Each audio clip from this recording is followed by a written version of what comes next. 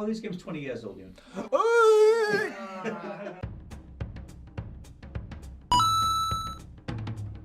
Tell what's the most overlooked RPG ever? I'm going to say Eternal Sonata, Hell yeah, which you are. is 2007, 2008 sort of cult classic, I guess, of the genre, but I think it's something that a lot of people have forgotten about, or maybe just didn't know existed in the first place. It's kind of like a Tales of game, all but name, essentially. It's the same devs and stuff like that, from what I understand, which is not a franchise that I've played that much of, and maybe I should. I don't really know how I even really came across it, but it's a weird one, because the battle systems... You've got like a timer for each character, but it's not turn-based in the traditional sense. You get to like run around a battle area and sort of hack and slash a little bit, and then it moves to the next guy. So the battle system was cool. The art style was really nice, really colourful. But I think the main interesting thing out of it, and probably why it wasn't a Tales of game, is it tells the story of Chopin, the pianist, the composer, what's going on in his head in his dying moments. It's bizarre. Apparently in his head is an anime, I guess. And it's not like a history game. It's not like dry. It's not like a super historical thing. But I found it really interesting because I was already a fan of his music anyway. And it just kind of gives you enough that maybe you might want to go in and look into it a little bit more. And it integrates his music into the soundtrack as well, which is really cool. I just played nothing like it before. It's like, it's not a history lesson, but there's enough in here that you might go, I want to know more about this. And there's certainly links to like real life stuff. But yeah, it's just like a weird concoction of like bizarre, cool battle system. Really nice art style. I remember the voice acting was really good. And yeah, I've never played as a dead composer before in an RPG, so I guess it gets points for that. So yeah, super charming, weird little game. It's just not available anywhere either. You can't just. I don't think it ever got brought forwards to the generation, and also, as well as worth saying, one of the very few JRPGs on the Xbox 360. Maybe that's why I bought it as well. To be fair, I was hurting for games, and I wasn't disappointed. So you know, that and Blue Dragon. Blue Dragon. Oh yes. The battle theme in that. Oh, God.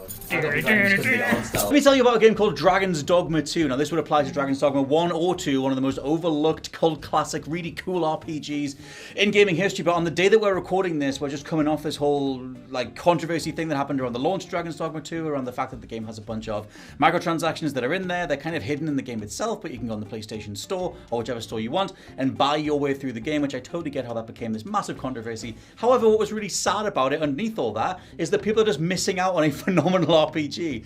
And it's one that at time of recording I'm only about 30 hours through, but every single bit of it is just so well put together. It's a perfect reimagining, let's say, of the original game. Even on the game's title screen, it doesn't say Dragon's Dogma 2, it just says Dragon's Dogma. You can kind of tell that they were just going back to the guts of that original and doing it better than ever. And it's just such a well-playing game. Like, I love the viability that you have to be this mix of sword fighter, archer, whatever. And then the way the combat works, the physics model's awesome. You can send goblins flying over a mountainside if you really want to, Team Rocket style, and it's just a really well put together game. And I get that it's a little bit awkward, it's a little bit quirky, like the save system's a bit strange because you only have one main save and one auto save, and you know, if you die, you've got to rely on that one thing. But to me, that was no different to what From Software have been doing or popularizing for the last sort of decade or so, and it's just an extremely well put together RPG. I just keep citing the game mechanics of it. It got such chunky combat. I think it looks absolutely gorgeous. It's on the RE engine, you know, but which hasn't been done in an open world setting before.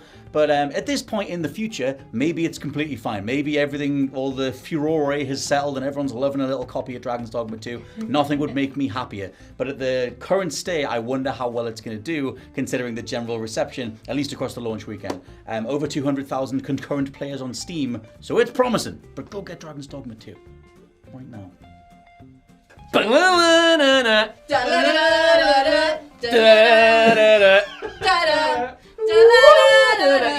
Yeah. It's XMen Legends 1 and 2. Pick your poison. I don't think these RPGs get the credit they deserve. When you look back at the golden age of like Marvel games, everyone will go Spider-Man for the PlayStation 1. They'll go about Spider-Man 2, even the first Spider-Man movie tie-in game, or even Marvel Ultimate Alliance. Like, those are the benchmark games. Yes. But everyone forgets that before Marvel Ultimate Alliance, Raven Software, who are now in Call of Duty jail, thank you Activision, not, they made these fantastic X-Men games. Because in the early 2000s, no one cared who the Avengers were. Like, the X-Men were everywhere, you know? And quite rightly, because the X-Men are cooler than the Avengers. Sorry, not sorry. And we got these great games called XMen Legends and XMen Legends 2. And they were essentially the best introduction you could ever wish to have for the X-Men, who are a notoriously convoluted Marvel comic to get into. The amount of history, retcons, deaths, resurrections, relationships, it is the longest running soap opera in human history. But X-Men Legends, I still maintain this is the best way to get into the X-Men. Not just because, from my own personal biases, obviously I had the cartoon, I had X-Men Evolution with Goth Rogue, who we all love, we love Goth Rogue. But these games, they got me into the comic side of things, because the amount of history they throw at you in an organic way is incredible. And the way they do that in the first game is very cleverly. They put you in the shoes of a new mutant called Allison. And I think she's, I forget her codename, I think it's Magma. And basically over the course of the game, you get rescued by Wolverine and Cyclops from the beginning. And you play as all the other X-Men too, of course, because you don't want to play an X-Men game and not play as like the heavy hitters. But slowly but surely, Magma becomes a part of the X-Men team. And because you are playing this person who is not familiar with the X-Men, you get to go into the X-Mansion and live the soap opera life of what is the X-Men. You get to like interact with all these characters. You get to hang out with Nightcrawler, who will then tell you about the first time that the X-Men fought the Sentinels. You'll get to meet Beast, and he'll tell you the first time the X-Men fought the Juggernaut, and you'll get to go back and play those comics in game form. And to this day, I don't think a game has done a better job of introducing people not just to the concept of like Marvel characters, but actually giving them a springboard to explore those universes further and be like, okay, well, you've seen this, now I'm going to give you the materials that you need to maybe actually feel confident to get into the comics. And I'll always be appreciative of X-Men Legends 1 and 2 for that, because they added a whole other layer of craziness to my comic book brain, which I'm like super appreciative for. And Marvel Ultimate Alliance did the same. You know, it took those things and applied them to the wider Marvel mythos. But yeah, X-Men Legends 1 and 2, they need to be held in as lofty regard as the first Ultimate Alliance, because they're truly great games. I think they're still on Steam, so you can go check them out if you're on PC. You'll be less in luck if you're on PlayStation, but if you have an Xbox, I do believe they're backwards compatible, I think.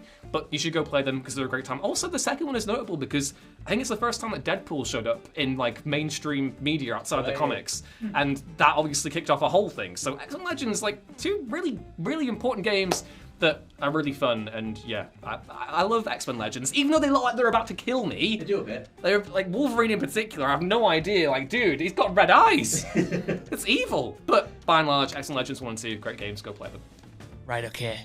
I'm in a secure location, so those people up there can't hurt me, because I need to tell you all about how much I love Mass Effect 3 and how I think it deserves way more. I'm 100% serious. I, like many of you, was disappointed with Mass Effect 3 when it first came out. I thought the ending was a little rushed, and that's an understatement. I thought it was kind of crazy how the ending also undermined your choices throughout the game. But at the same time, an ending, it isn't everything. And there's so much good in Mass Effect 3 that I still love today. Going through the Legacy Edition a few years ago when that finally got remastered, and playing all the games back to back, yeah, it's not as good as Mass Effect 1 or Mass Effect 2, but not being as good as some of the best RPGs of all time. There's worse things to be, and that doesn't necessarily mean you're outright bad. Like, there are some sections in Mass Effect 3 that I think are series highlights. I mean, how many times today do we still talk about that scene with Morden, or that scene with the death and what can happen to certain characters there? It's just a really cool sequel that I think, while it doesn't nail everything on that grander lore and narrative scale, it maintains what is important to a Mass Effect game, and that is the character interactions and the character stories and the character outcomes and your agency over them. And that only gets better when you throw in the complete edition with the DLC, and especially the Citadel DLC, which is just a bunch of people hanging out and being great before the world literally changes forever. So yeah, I am here. No one can get in and tell me I'm wrong, apart from you all in the comments. But I think Mass Effect 3 is good, actually. I think it's really, really good, and maybe you should play it again. So I think everyone's been talking about gameplay mechanics with RPGs. That's absolutely fine. I'm going to take this from my personal experience working on RPGs or working in video games, and that's with voiceover. Nice. Did you know that I'm a very famous E4 You've never voiceover? mentioned this, Stevie. No. Yeah, I don't know if you ever watched the 100, but I do the Gift Gaff sponsors entertainment on E4 before the 100. I know, that's me. That's me. And like we talk about RPGs and we talk about like the stories and stuff like that. But Knights of the Old Republic, Star Wars Knights of the Old Republic, basically was the gold standard for voiceover narrative, and the breadth of work it took to make that game is probably, we wouldn't have what we have now. We wouldn't have your Baldur's Gate. We wouldn't have any of these incredible different narratives and different characters and fully voiced games without this game. It's unbelievable. A lot of it's like spoken in Galactic Basic, which is your English. Right. But then, can you name the other language? I can't. There's Huttese. Huttese. So 10% of the Old Republic is Huttese. Oh, do that again. Everyone's doing it. Everyone's got their own little bit that they do. They're like, I'm really good at Huttese. And they were talking about how a lot of actors couldn't quite get it. So for like different games and different things, they had to keep doing line reads for them so that they could get the intonation of that right. But then they started working with actors that were just really good at it and like had actually gotten really natural at kind of saying it. And I guess for something that if you've got 10% of your game, the voiceover's in Huttese, you really do need it to sound like that. And I think it's a lot of effort that's gone in, kind of like, with Klingon dialects for Star Trek and stuff like that. I know I'm mixing my stars, but don't come at me. But it's true, like a lot of like alien languages takes a lot of work, and the fact that they decided to do that and they decided to just record all of this stuff, it's just unbelievable. 150 plus Huttese lines to one actor. He had to go through all of it just to make it work, and they had to do it all separately so that the different narrative pathways would work. It's absolutely brilliant. Bearing in mind this is what, 2003? Yes. Yeah. 2003. So they're working out how to do all of this from scratch. They're working out, can you imagine sitting like in the rooms of the email saying, and you want to get how many actors in? And you want to say half of this in Huttese, and you can't even get an orchestra to make the music, and we're not going to bring an orchestra in to do a live recording. The amount of work that must have gone into this is insane. So I don't think it gets the props it deserves for doing what it did, for voice acting, for proving that having a fully voiced game is cool and awesome and people want that, and for basically just sort of saying actually narrative and making these storylines is important, and we don't just want to go with a lightsaber, and people actually want this as well. And thank God, because now we have everything today. So that's my choice. You don't lightsaber it. You have to whistle and hum at the same time. You have to whistle and hum at the same. You have to whistle and the catch. You have to whistle and hum at the same time. Hold on. That's very good. The mic's here. Professional voice acting tips. Gift Gaff sponsors entertainment on E4. There you go.